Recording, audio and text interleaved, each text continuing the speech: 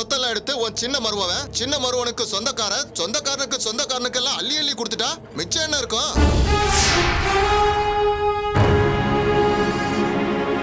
இத பாருங்க, அதே மாதிரி இவ புருஷன் பிசினஸ் ஆரம்பிக்கணும்னு சொன்னப்ப அதுக்கும் நான் பணம் கொடுத்திருக்கேன். இதெல்லாம் அவங்க சொல்லிட்டாங்கம்மா. உங்க பெரிய மாப்பிள்ளை கொடுத்த மாதிரி கணக்க உங்க சின்ன மாப்பிள்ளைக்கு கொடுத்திருக்கீங்க. ஆனா இப்ப கூட உங்க சின்ன மாப்பிள்ளை வீட்டுல பொண்ணு தொலைஞ்சு போச்சுன்னு 20 லட்சம் எடுத்து கொடுத்திருக்கீங்களாமே.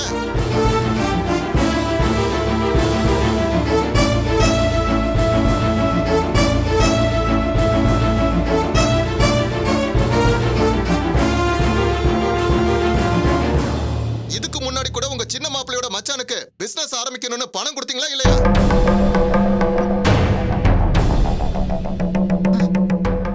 என்ன நீங்க அதெல்லாம் நீங்க கேட்க கூடாது. அது ஏன் இஷ்டம். தெரியுதுமா, இங்கதான் பிரச்சனையே இருக்கு. நீ பாட்டுக்கு உன் சின்ன மருமவன் குடும்பத்துக்கு பணத்தை அள்ளி அள்ளி கொடுத்துட்டா இந்த பொண்ணு என்ன பண்ணும்? இந்த பொண்ணு ஒரு 1000 ரூபாய் கேட்டா கணக்கெல்லாம் கேக்குறியாமே. நீ லட்சமா சின்ன மருவனுக்கு கொடுத்துட்டு இருப்ப. இதெல்லாம் சரியில்லமா. இதெல்லாம் சரி பண்ணி பைசல் பண்ணதான் நாங்க வந்திருக்கோம்.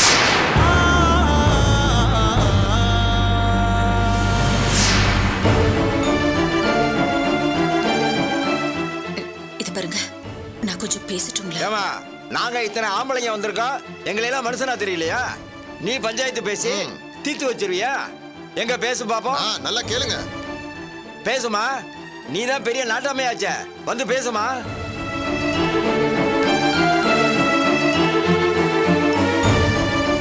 இது பாருமா, எவ்வளவு பிரச்சனையா இருந்தாலும் நம்ம வீட்டுக்குள்ள பேசி முடிச்சுக்கிறது தான் முறை. இப்படி யாரையோ கூட்டிட்டு வந்து அம்மாவை அசிங்கப்படுத்துறது கொஞ்சம் கூட சரியில்லைம்மா. இத பாருங்க, இவங்க எல்லாம் யாரோ இல்ல, எல்லாருமே என் புருஷனுக்கு சித்தப்பா மாமான்னு சொந்தக்காரங்க தான். நாங்க வெளியே இருந்து யாரையுமே கூட்டிட்டு வரல. எங்களுக்கு ஒரு பிரச்சனைனா இவங்க தான் முன்னாடி வந்து நிப்பாங்க. என்னம்மா இது, சொந்தக்காரங்களா கூட இருக்கட்டும், அதுக்காக இப்படி கூப்பிட்டு வச்சு அம்மா மனச நீ இவ்ளோ கஷ்டப்படுத்த நினைச்சீ? அவங்களுக்கு நாங்க எவ்வளவு மன கஷ்டத்துல இருந்தோம்னு தெரிஞ்சதா? நீங்க இங்க இருந்து கொஞ்சம் கொஞ்சமா சொத்தை வாங்கிட்டு இருக்கீங்க, அதனால உங்களுக்கு இது பெரிய விஷயமா தெரியாது. அதான் அவங்களுக்கு சப்போர்ட் பண்ணி பேசுறீங்க. ஏமா, நீ தானே துரை அண்ணன் பொண்டாட்டி சுந்தரி?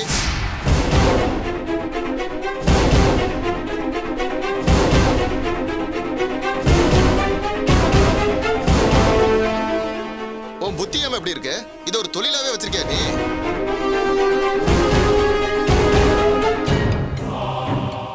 நீ ஏற்கனவே துரை கிட்ட 10,000 15,000 கொடுத்து மொத்த சொத்துலயும் பாதியை பிரிச்சு கொடுன்னு கேட்டிருக்கியாமே.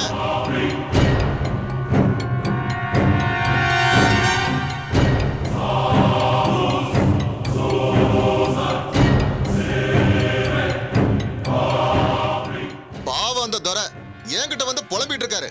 என்னமா நியாயம் இது? என்னைக்கோ 10,000 15,000 கொடுத்துட்டு கோடிக்கணக்கான சொத்துல எனக்கு பாதியை கொடுன்னு கேஸ் போட்டிருக்கியாமே.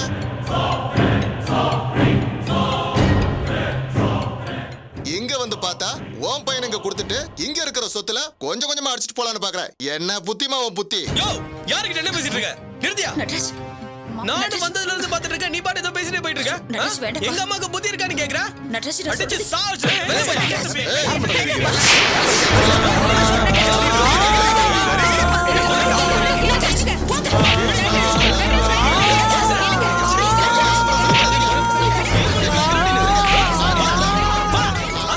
வெறும் பணத்துக்காக கும்பல கொண்டு வந்து பேசிட்டு இருக்கீங்க.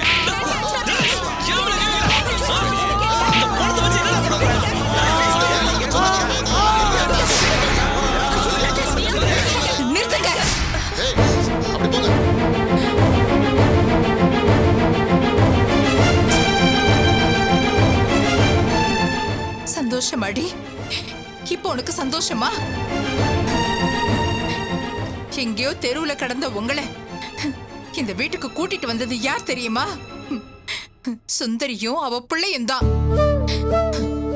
அவங்களையும் அசிங்கப்படுத்தி அடி வாங்க வச்சுட்டல்ல. என்ன உன் சொந்தக்காரங்கெல்லாம் அவங்க பலத்தை காமிக்கிறாங்களா? யாரும் இங்க இருக்க கூடாது, எல்லாரும் வெளியே போங்க. என்னம்மா தேவையில்லாத வார்த்தையெல்லாம் பேசிட்டு இருக்கீங்க? இச்சி, வெளியே போடா. இங்க யாராவது ஒருத்தர் நின்னீங்கன்னா கூட சுட்டு பொசிக்கிடுவேன். என்கிட்ட துப்பாக்கியும் இருக்கு, லைசன்ஸும் இருக்கு. என் சொத்துல இருந்து ஒரு நயா பைசா கூட பிரிக்க முடியாது. நீ யாரா ஏன் சொத்த பங்கு பிரின்னு சொல்றதுக்கு? நீ யாரு? வெளியே போ, போங்கடா. இங்க பாருமா, உன்கிட்ட எப்படி சொத்தை பிரிச்சு வாங்கணும் போடா. எனக்கு தெரியும். பிரபு, நிமி, கவலைப்படாதீங்க, நான் இருக்கேன். சொத்தை பிரிச்சு வாங்கிடுவோம். வாங்கயா. சரிதான், போங்கடா. கலவரமா பேசி யார் மேல கை வைக்கிறாங்க?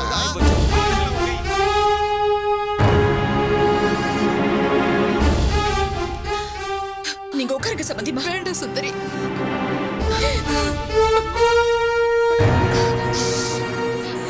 சம்பந்தி, நீங்க உட்காருங்க.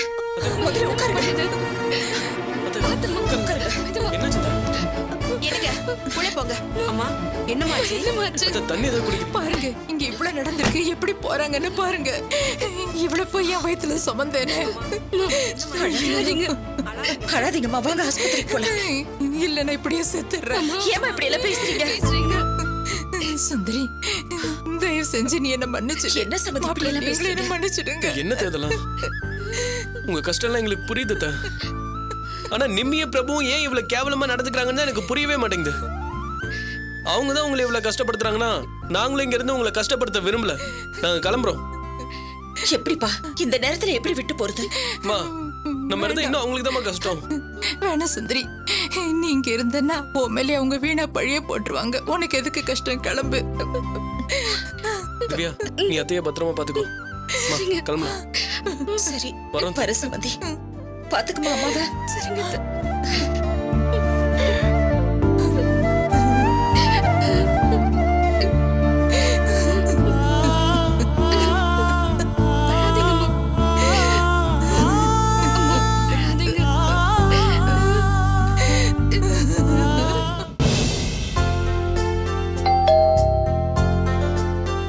சூர்யா, பாட்டி. யாரோ பெல் அடிக்கிறாங்க, வந்து யாருன்னு பாருமா. இத பாக்குறேன் பாட்டி.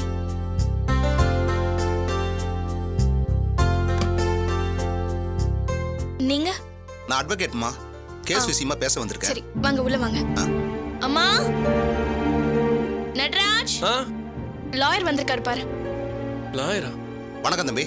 வணக்கம் சார். சொல்லுங்க சார், என்ன விஷயம்? ஒன்றும் இல்லை, துரசார் மேலே கேஸ் போட்டிருக்கீங்களே, அது சம்மந்தமா பேசிட்டு போலான்னு வந்தேன்.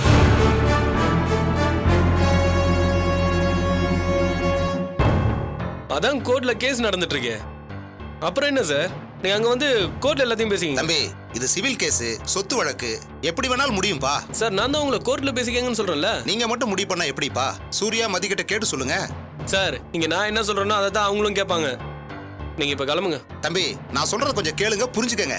ஏதோ நான் உங்க வீடு தேடி வந்ததால இந்த கேஸ்ல நாங்க தோத்துருவோம், நீங்க ஜெயிச்சிருவீங்கன்னு நினைச்சிடாதீங்க. அடுத்த வாரம் ஜட்ஜ்மெண்ட் வரப்போகுது. அந்த கேஸ்ல ஒண்ணு நீங்க ஜெயிக்கலாம், இல்ல நாங்க ஜெயிக்கலாம். ரெண்டுக்கும் பாசிபிலிட்டிஸ் இருக்குல்ல.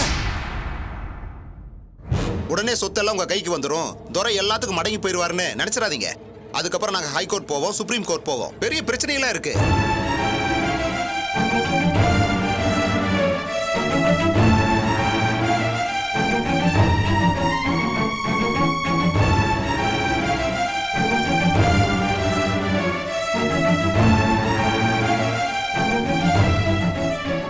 எந்த ஒரு கேஸ்னாலும் சம்பந்தப்பட்ட ரெண்டு பார்ட்டிகளும் பேசி சமாதானமா போய் கேஸை வாபஸ் வாங்கிக்குவோம். நீங்க ரெடினா சொல்லுங்க, நாங்க ரெடி. இங்க பாருங்க, எங்க சித்தப்பா நாங்க சமாதானமா போகணுங்கிறதுக்காக தானே கேஸை வாபஸ் வாங்க சொல்றாரு.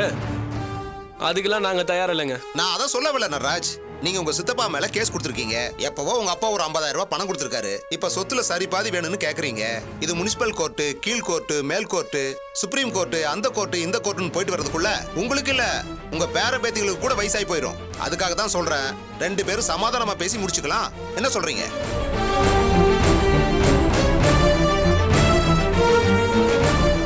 இத பாருங்க, துரசார் கிட்ட பேசிட்டேன். இவ்வளவு வச்சுக்கலாமா அவ்வளவு வச்சுக்கலாமான்னு பேரெல்லாம் பேச வேண்டாம். ஒரே முடிவா சொல்றேன், ஆளுக்கு 1 கோடி ரூபாய், உங்களுக்கு 1 கோடி ரூபாய், மதிக்கு 1 கோடி ரூபாய், சூர்யாவுக்கு 1 கோடி ரூபாய். என்ன சொல்றீங்க? 3 கோடி ரூபாய் நாங்க கொடுத்துறோம்.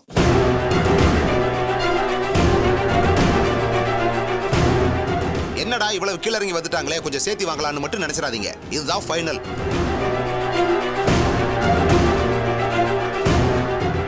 இங்க பாருங்க பாட்டிமா, உங்க பேர குழந்தைகளுக்கு ஒவ்வொருத்தருக்கும் 1 கோடி, மொத்தம் 3 கோடி எடுத்து சொல்லுங்க.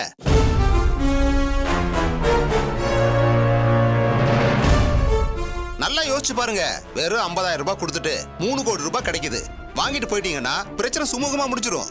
அதை விட்டுட்டு நீங்க கோர்ட் படி ஏறுனா எதுவும் மிஞ்சாது. என்ன சொல்றீங்க? இதை விட பெஸ்ட் ஆப்ஷன் நீங்க ஆசைப்பட்டா கூட கிடைக்காது. அதுக்கெல்லாம் நாங்க ரெடியா இல்லைங்க. நீங்க கோர்ட்லயே பேசிக்கங்க. தம்பி, நீங்க சட்டம் தெரியாம பேசுறீங்க. உங்களுக்கு ஒரு நயா பைசா கூட கிடைக்காம போயிடும், பாத்துக்கங்க. இங்க பாருங்க, நாங்க காசுக்கு ஆசைப்பட்டோன்னு இந்த கேஸ போடல. அவங்களால என்ன பண்ண முடியுமோ அதை பண்ணட்டும். நாங்களும் அது என்னங்கறத பாத்துறோம். 5 வருஷம் இல்ல 150 வருஷம் ஆனாலும் நாங்க அதை விட்டு கொடுக்கற மாதிரி இல்ல. கடைசியா என்ன சொல்றீங்க நடராஜ்? சாரி சார், என் தங்கச்சிக்கு புரிஞ்சுக்க தெரியலன்னு நினைக்கிறேன். சரி, இப்ப நான் ஒரு டீலுக்கு வரேன். அதுக்கு அவரு ரெடியான்னு கேளுங்க. 1 கோடி ரூபாய்க்கு மேல என்ன டீல் நடராஜ்? அதான் ஆளுக்கு 1 கோடின்னு 3 கோடி ரூபாய் தராரு. எங்களுக்கு ஆளுக்கு 1 கோடி ரூபாய்லாம் வேணாம் சார். எங்களுக்கு ஆளுக்கு 3000 ரூபாய் கொடுக்க சொல்லுங்க, அது போதும்.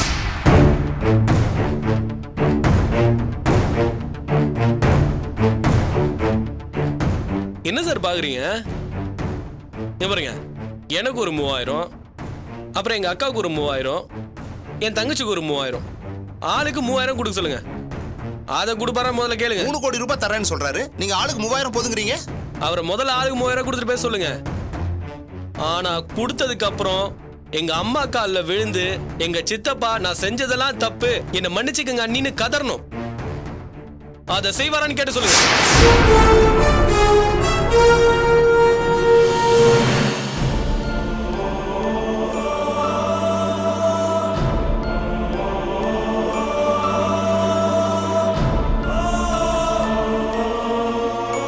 நாங்க என்ன சொத்து காசப்பட்டு அவர் மேல கேஸ் கொடுத்துருக்கோம்னு நினைச்சிட்டு இருக்கீங்களா?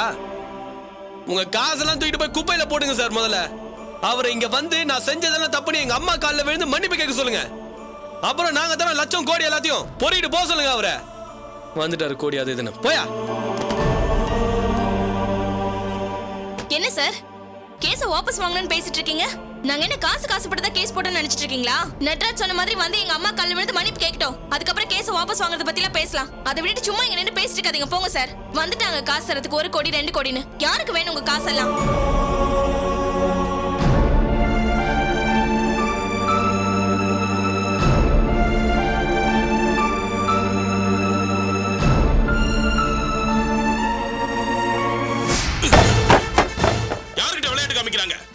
எங்கிட்டே வா, இந்த துறைக்கிட்டே வா. நான் நினைச்சா 1 பைசா கூட கொடுக்காம ஏமாத்திட்டு போயிட்டே இருக்க முடியும். ஏதோ பாவம் புண்ணிய பார்த்து ஆளுக்கு 1 கோடி கொடுக்கறேன்னு சொன்னா எங்கிட்டே திமிரு காட்டுறாங்களா? நான் அவங்க கால்ல விழணுமா? அதுக்கு துறை செத்து போயிடுவான். அவ்வளவு திமிரு ஆயிடுச்சு அவங்களுக்கு.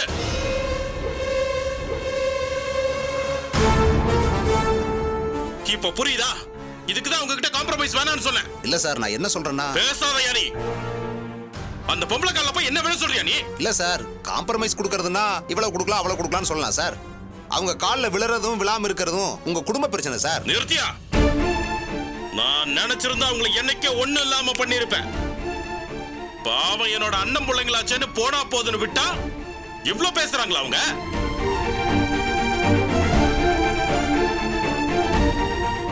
இப்ப புரியுது.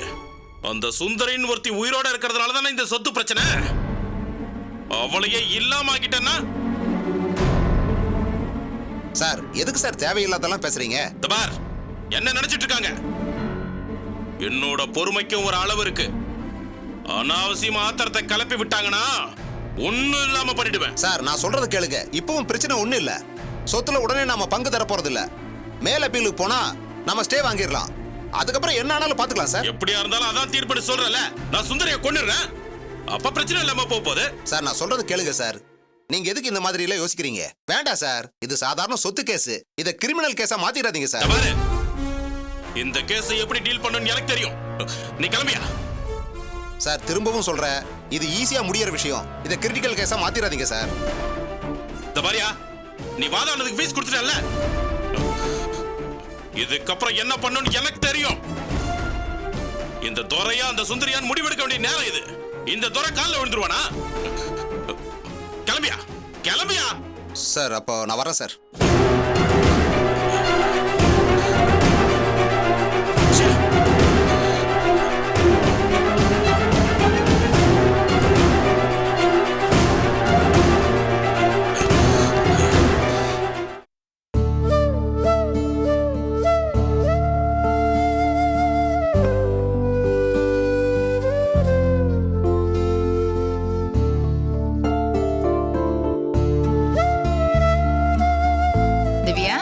சாப்பிட்டு முடிச்சிட்டியா? சாப்பிட்டேம்மா. இந்தா இந்த மாத்திரை போட்டுக்க. மீனா வந்து இந்த தட்டை எடுத்துட்டு போ. சரிங்கம்மா.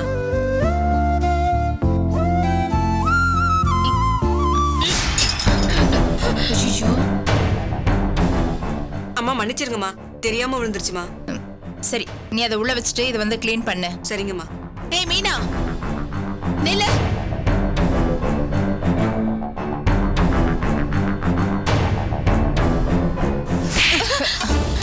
ஏய் என்னாச்சு? இப்ப எதுக்கு நீ அவளை அடிக்கிற? பின்ன தப்பு பண்ணா அடிக்காம கொஞ்சுவாங்களா? நிம்மி, நீ தேவையில்லாத வேலையெல்லாம் பண்ணிட்டு இருக்க. நானும் இது வரைக்கும் அவளை ஒரு வார்த்தை கூட சொன்னதில்ல. நீ என்னடா கை நீட்டி அடிக்கிற? உன் மனசுல என்ன நினைச்சிட்டு இருக்க? அதான் தெரியுமே, என்ன தவிர வேற யாரையும் நீங்க ஒரு வார்த்தை கூட சொல்ல மாட்டீங்கன்னு. நீ பாட்டுக்கு எண்ணெய கீழே கொட்டிட்டு தொடைக்காம மறந்துட்டு போயிடுவ. கடைசியில இந்த வீட்டு எஜமானி அம்மா நான் தான் இவங்களை கொல்ல எண்ணெய கொட்டி வச்சிருக்கிறதா சொல்லுவாங்க.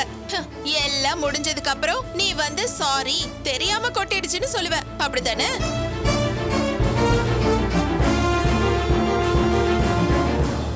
என்னமோ இவதான் உலகத்திலேயே அதிசயமா குழந்தை பெத்துக்க போறா. அத கொல்றதுக்கு நாங்க வேற பிளான் பண்றோம். ஏண்டி ஏன் இப்படி இருக்க? ஏன் இவ்வளவு சாதாரண விஷயத்துக்குலாம் இவ்வளவு இப்படி இழுக்கிற? அன்னைக்கு நடந்துச்சுல, நீங்களும் தானே சேர்ந்துக்கிட்டு நான் கொலை பண்ண ட்ரை பண்ணதா சொன்னீங்க. நான் தான் கொலைகாரின்னு சொன்னீங்கல்ல. இங்க பாரு நிம்மி, உன் கூட போராட என்னால முடியாது. தயவு செஞ்சு என்னை விட்டுரு, உனக்கு புண்ணியமா போகும். எதுக்கு இப்படி என்ன டார்ச்சர் பண்ற? சும்மா இதையே சொல்லிட்டு இருந்தா அப்புறம் நான் டென்ஷன் ஆயிடுவேன். இந்த பொம்பளை எண்ணெயை கொட்டிட்டு நிப்பா, அவளை ஏண்டி எண்ணெயை கீழே கொட்டினேன்னு கேட்க வழி இல்ல. ஏன் கிட்ட கத்திக்கிட்டு இருக்கீங்க? நாளைக்கே ஏதாவது இவளுக்கு ஆயிடுச்சுன்னா இவதான் எண்ணெயை கொட்டி என் பொண்ணை கீழே விழ வச்சுட்டான்னு சொல்றதுக்கா?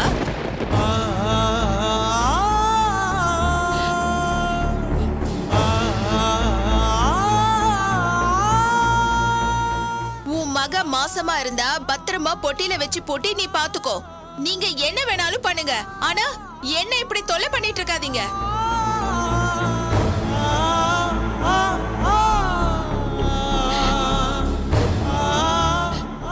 என்னடி ஏண்டி இப்படி பேசிட்டு இருக்க?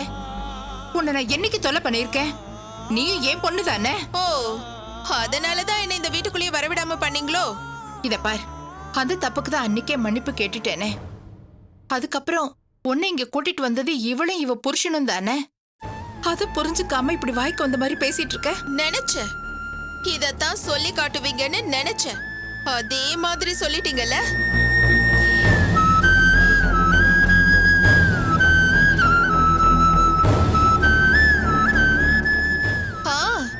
இப்பதானே எனக்கே தெரியுது ஏன் எங்களை இந்த வீட்டுக்கு கூட்டிட்டு வந்தாங்கன்னு. நாங்க அங்கேயே நிம்மதியா இருந்திருப்போம். கூட்டிட்டு வந்து செருப்படி வாங்க வைக்கிறாளா?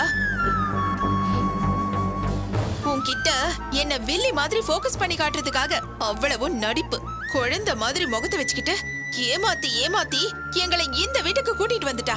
இப்போ என்ன வில்லி ஆக்கிட்டு மேடம் ஹீரோயின் ஆயிட்டாங்க. எல்லாத்துக்கும் குத்தம் கண்டுபிடிச்சிட்டே இரு, அப்புறம் இப்படி வாழ்க்கை நல்லா இருக்கும். இப்படியே இருக்க வேண்டியதுதான். இப்படியே வா? இப்படியேனா அப்ப நான் புள்ள இல்லாம இருக்கணும், அதுதானே சொல்ல வர? நான் எப்படி அப்படி சொன்னேன்? எனக்கு குழந்தை இல்லைன்னு சொல்லி தானே குத்தி காட்டுற. இத பாரு, நீ வேணும்னே வம்பு இழுக்கிற. உன்கிட்ட வாயாட நான் தயாரா இல்ல. இதுக்கு பதில் சொல்லாம இந்த இடத்தை விட்டு போயிடுவியா நீ?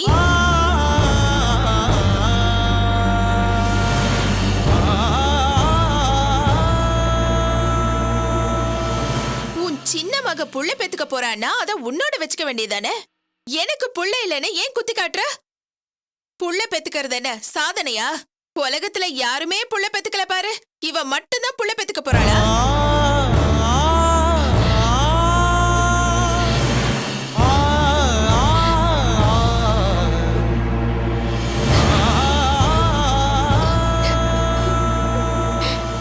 புள்ள பெத்துக்கிறது ஒண்ணும் பெரிய விஷயம் கிடையாது. எனக்கு இப்ப புள்ள பொறுக்கலைன்னா அதுக்கு காரணம் இருக்கு. ஆனா நான் சந்தோஷமா தான் இருக்கேன். நான் கல்யாணம் பண்ணி புருஷனை நம்பி போன ஒரு நாள் கூட அவர் என்ன சீனு ஒரு வார்த்தை சொன்னது கிடையாது. அப்படியே உள்ளங்கையில வச்சு தாங்குறாரு. ஆனா உன் புருஷன் அப்படியா இருந்தான்?